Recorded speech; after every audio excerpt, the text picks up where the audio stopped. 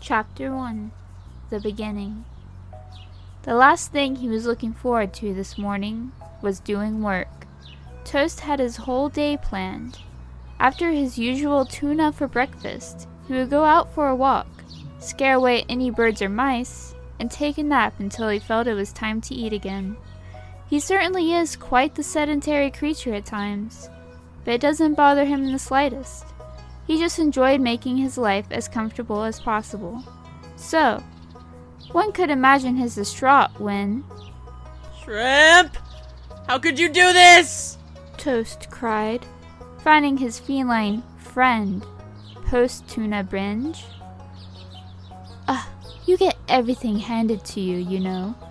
Shrimp replied with the jealousy slit in her eyes as she rested next to where Toast's tuna was just half an hour ago. It doesn't matter. You'll get your food replaced no matter what I do. After all, you're their favorite, aren't you? Toast whimpered softly. But my tuna, I was really looking forward to that. Shrimp rolled her eyes at Toast. Oh, please. Go nibble on a mouse until they notice you or something. Surely you know how to do that much, don't you? Toast paused, contemplating for a moment. I really didn't want to do this, but you are banned from my home! What? You can't be serious, Shrimp said, slightly surprised at Toast's uncharacteristic firmness in her presence. My family won't come back to feed me until tonight, so I'll have to go get my own food. I'm sick of having to do this. You don't care if I get enough to eat, and you act like I have it so good just to take my food! Toast said, his confidence slowly deflating away. I don't think you're a very good friend. Oh, come now. I don't think it's all that serious, Shrimp replied, almost dismissively. Listen, we can just go back to the store down the way, and I'll get you some food.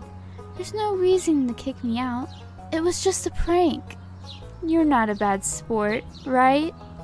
Toast felt completely frozen for a moment. He knew she was only saying this to get under his fur, but he couldn't help but to feel a little bit guilty. I think it's best if you just go. For right now. Toast said, avoiding eye contact.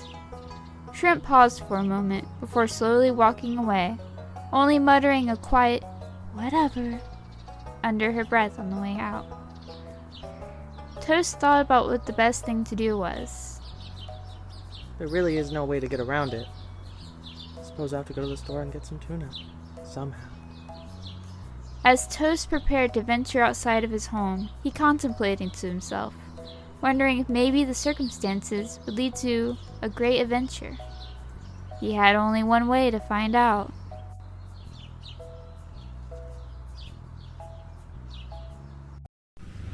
Chapter 2. The Guardian. Oh man, not today. Toast frowned as he turned back from his route, finding that the drainage pipe he normally took was overflowing with rainwater from the previous day's rain. How am I supposed to get to the store before they close now? After walking for about an hour west of his home, he arrived at what would be, for most, a trivial traffic intersection. However, due to the fact that Toast is, in fact, a cat, it was not impossible for him to safely cross the road. Little did he know that there would be a strange visitor waiting for him. Maybe it would be okay to cross. Just this once. Toast said hesitantly, pacing back and forth in anticipation. Okay. Hold it right there, young cat.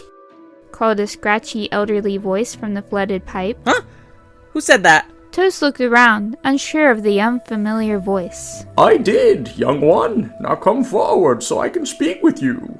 The voice croaked, before jumping to reveal himself to Toast. Whoa. You're a frog? Toast exclaimed with wonder. He watched the geriatric amphibian leap with grace out of the stream, light glistening off of his wet, yet incredibly warty body. Can I help you? You are looking to cross the road, yes? The frog looked patiently at the ragdoll cat, awaiting an answer. I guess I am. Who are you? Toast replied. I am Wadsworth of the West River Dam, and I can help you cross this road. he said. What is your name, then? Oh, my name is Toast. You can really help me cross? Why, yes, I can. Follow me. I want to show you something. Wordsworth croaked. Okay. Toast replied, cautiously following Wordsworth to the stream. Here, Wordsworth said, hopping on top a large boulder. eat this and you can cross the stream. Toast looked at the rock, confused. How would I even eat this? It's a rock. Wordsworth chortled, nearly wheezing towards the end of his breath. Oh, no, silly, I mean the snail. He sighed and caught his breath. Eat the snail and then you can cross. Toast then noticed a tiny snail resting on the side of the rock near some moss. You mean you want me to eat that? Why? Wordsworth's tone became more serious. Listen, either you eat the snail and cross the stream, or you don't and you return home for the day. It's up to you. I'm just a lowly frog after all. Toast cringed at the thought, but seriously considered it. He was quite hungry anyway. It wouldn't be the worst things he had to eat in order to survive. Although, this wasn't really a necessary journey anyway. I, don't see how it would help. That's fine. Turn back if you like. Wordsworth challenged. Toast groaned to himself before finally approaching the snail, gently grabbing it with his teeth and swallowing it whole like a pill. He thought, disgusted by what he just did. I can cross now? Wordsworth looked at him, seemingly relaxing his expression. You can cross through the pipe if you like. Wait, you mean I have to walk through the stream? I could drown! Toast protested. You won't drown. Wordsworth declared. Just cross. Toast looked at the stream, and then at Wordsworth, before looking back at the stream once more. He had come this far already, and it really made no sense to turn back, he thought. Though, he certainly hated the water. Why would the frog have deceived him? Alright. Toast said, finally deciding he would go through the flooded pipe. As he descended into the water, he initially shivered, but he reminded himself that it would be worth the effort. 3, 2, 1!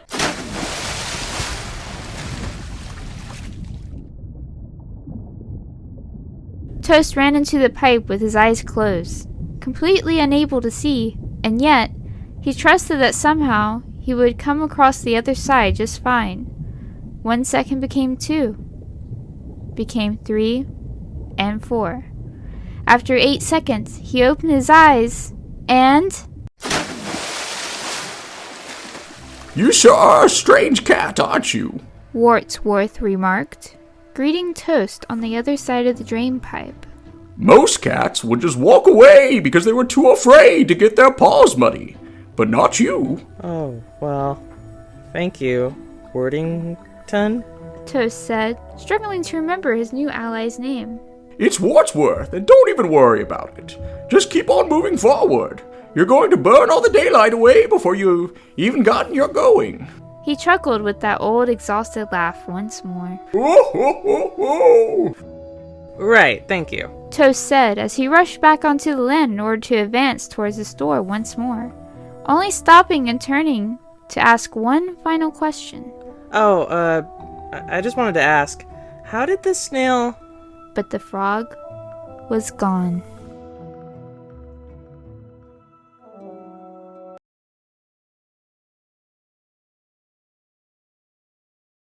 Chapter 3. The Philosopher. As Toast continued down his route, the sun raced across the sky, drawing shadows out longer, yet longer.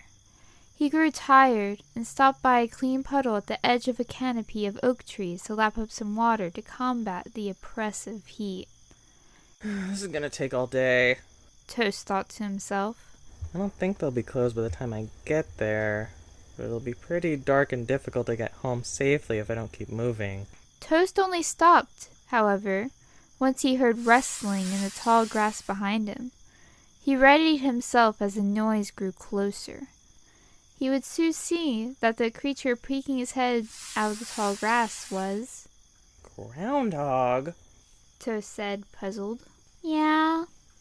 the strange new creature replied, seemingly a little saddened by the apparent disappointment in Toast's voice. I'm sorry. I'm not very good at talking to others, so if you want me to leave, that's okay. Oh, no, you're fine. I'm sorry, I just didn't expect a groundhog to be out while guys like me are out strolling. Toast replied. Oh, okay. The rodent paused for a moment, seemingly in thought. What are you doing? I'm on my way to the store, actually. I want some tuna. Toast replied casually. Oh, the store? The groundhog echoed. That sounds pretty cool. Do the humans let you have the tuna for free? Sometimes, but if not, then I just have to be sneaky and take it. Toast admitted.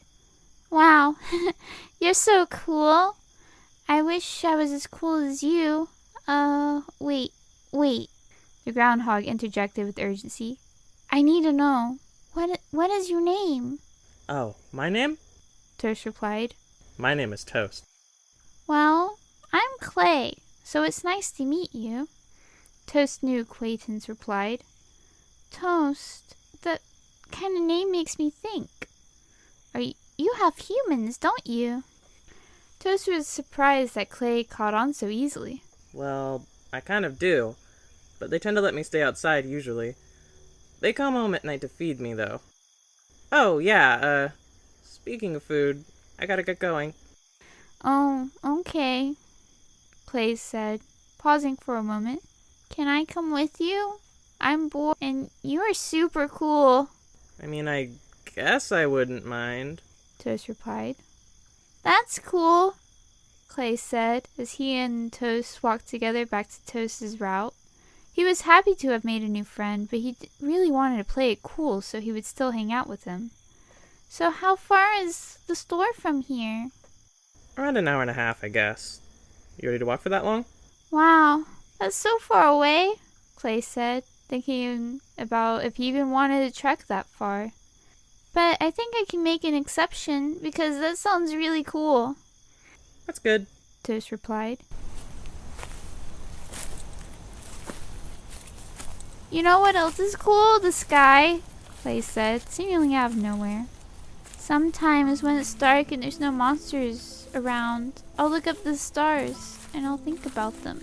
They're so tiny, Oh, yeah, I guess they do seem pretty tiny, huh? Toast replied. One of my brothers got eaten by a coyote a long time ago, and that night I saw a new star I'd never seen before, Clay explained, never really having anybody to share his thoughts with outside of his family. I think that all the stars are like that, maybe.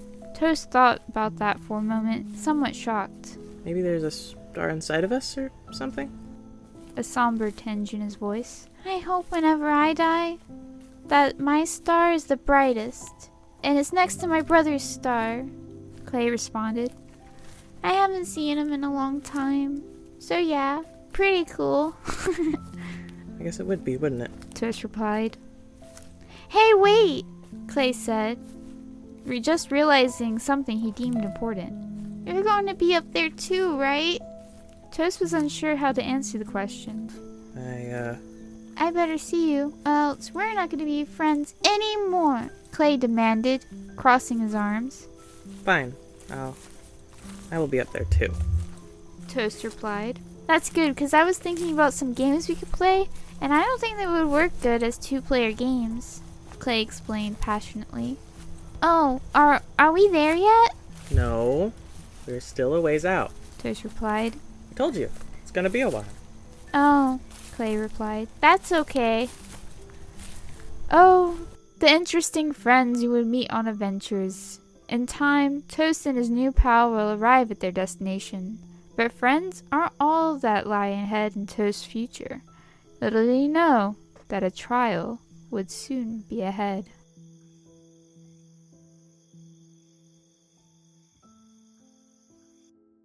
Chapter 4. The Warrior. So anyway, that's how my fourth stepfather died? Pretty gruesome, huh? I never really liked the guy anyway. Clay trailed on. seemingly having been talking for so long that Toast had totally forgotten where they were going and how close they actually were. Wow, that is awesome, dude. Just to alert you though, we are about 5 minutes out. Once we make this turn, you will be able to see the building. Since they left the puddle, they hadn't spent much time in the shade.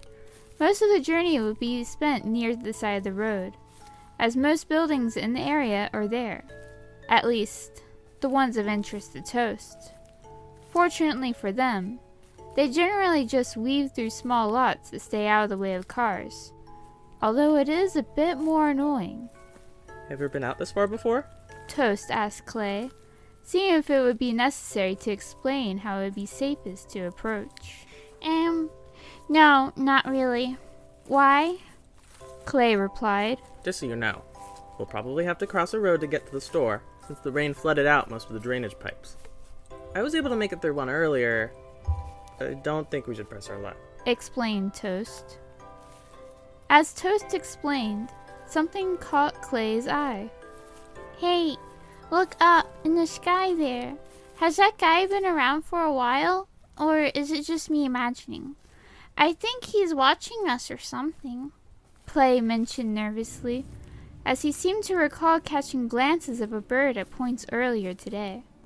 Toast looked up at the sky, also noticing the bird watching from above. That's weird. I've never seen that guy before. He replied, with a slight bit of concern on his face. Let's just keep going, for now. As soon as the two of them started to move again, the bird swooped down, honking, as if telling them to make room for it to land. As soon as Clay saw this, he immediately started to burrow into the ground defensively. "We have to hide!" he exclaimed, completely panicking. Toast took a few steps back, but wasn't particularly concerned. Clay, it's a goose, not a hawk. Calm down. He was a bit nervous himself, but he didn't want to have to run away just because of some waterfowl. Hello! The bird said, looking down at Toast. You will have to turn back now, as you are trespassing on my land. I honk at you! Honk! Honk! The goose honked confidently. Wow, that is the most unintimidating goose I've ever heard, Clay replied, digging his way out of his makeshift burrow. Why do you talk like that? I am French! Why do you think I have this outrageous accent, you silly woodchuck? If you're French, then why are you in America? Clay countered, believing himself to be very clever. I am from Quebec! You grass muncher! Now get lost! I spit at you! The goose shouted. I think... Toast said, looking to get around them. I think we're gonna pass. You do not take me seriously! I will rain fury on you, you useless mammal types! Quack, quack, quack, quack, quack. The goose shouted, flapping his wings in anger. Nice talking with you. Toast said, slipping beside him. Clay, come on. He's obviously just beating his wing. Oh, yeah, okay. Clay quickly followed, trailing behind Toast as he was earlier. Oh no, you don't! The goose snarled. My brothers will hear of this, you fiends! He quickly ascended and let out a loud honk, apparently signaling for someone. Do you think his brothers are gonna come and eat us? Clay asked, trusting Toast but still a bit nervous. Probably not. But I'm pretty sure it'll be fine anyway. They wouldn't eat us. Toast replied. Just then, in the distance, many honks could be heard. As Toast and Clay looked up to the sky, they saw as many as 11 geese pursuing them. Take that, you wingless freaks! The leader cried. Oh no. We need to run now! Toast exclaimed. That seems a bit unnecessary, Clay said as he began to burrow into the ground once more. Follow me. As they rushed again to the ground, the geese swooped in, ready to attack. Just as it seemed that Clay wouldn't be able to dig into it fast enough, there was just enough space for both of them. Get down here, now! He cried. On it. Toast replied, sneaking his way into the burrow. Right as he entered, he felt a sharp, tugging sensation on his tail. Ow, you jerk! He exclaimed, quickly turning around and slashing the goose's face with his razor-sharp claws, forcing the goose to let go as it jumped back in pain itself. That was not fair, you little monster! The goose cried, as the rest of the geese tried to reach their long necks into the burrow to reach them. But it was already too late. Well, this sucks. Toast said. I think my cousin lives here, actually, Clay replied. Yeah, he does. We should dig there. He probably knows what to do. Oh, alright. How far away is he? Toast asked. Let's see, Clay said, looking around the ends of the tunnel. I think I should be able to turn right here. He removed a tiny part of dirt on his right, and right next to it was exactly what he was looking for. Huh. I didn't realize it was this close. But cool, he commented. Hey Ash, are you home? He shouted, entering through the new hole in the wall.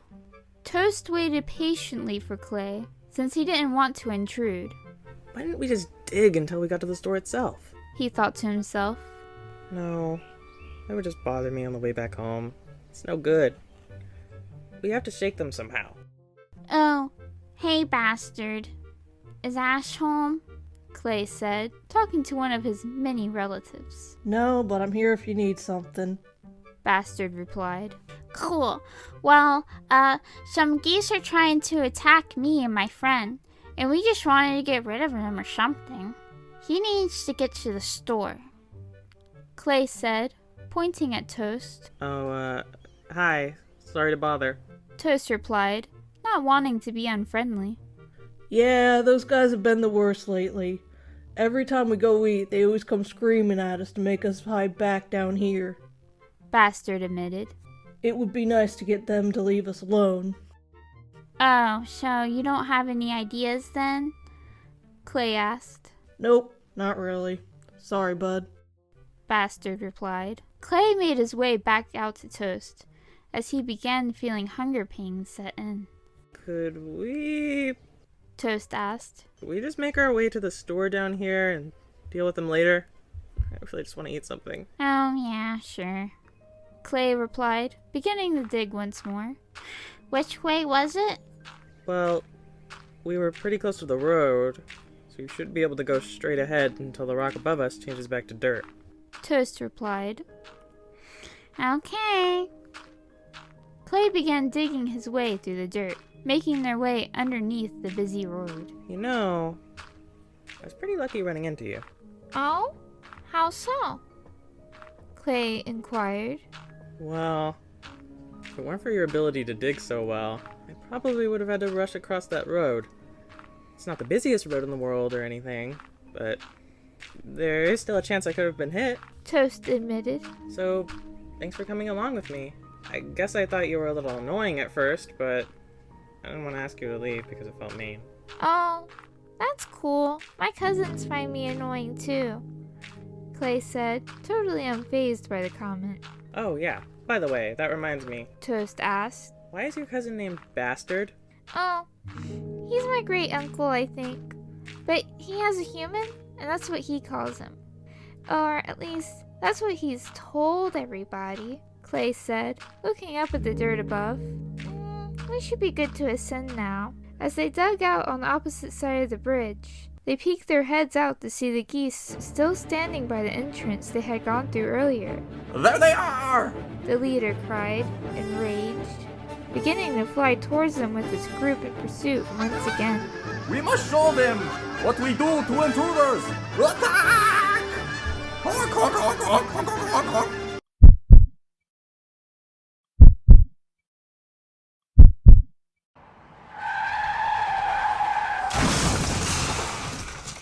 Right as they began swooping down towards them, a semi-truck drove down the road, hitting the flock of geese and swerving, causing the entire truck to flip over and smash into another semi-truck in front of it.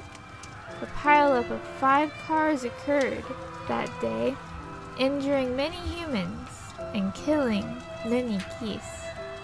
However, these geese were pretty mean, so they got what was coming to them. Toast stared at the pilot for a moment before realizing everyone in the store had run outside and started looking at what had happened. Hey, Toast said, looking down at Clay. I think we should go now. Nobody's watching the store, so it should be safe to take the fish. Nah, I'm good. That looked pretty cool, Clay said as the crash replayed in his head. I should be here if you need me, though. Clay stared off at the crash site in fascination. Toast quickly ran inside the store and looked for the tuna. A lot of convenience stores have little packets of pre-packaged tuna for truckers as a quick meal on the road.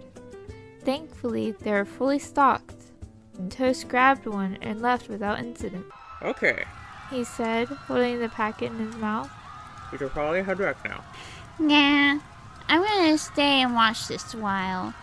You can take my burro back, if you want.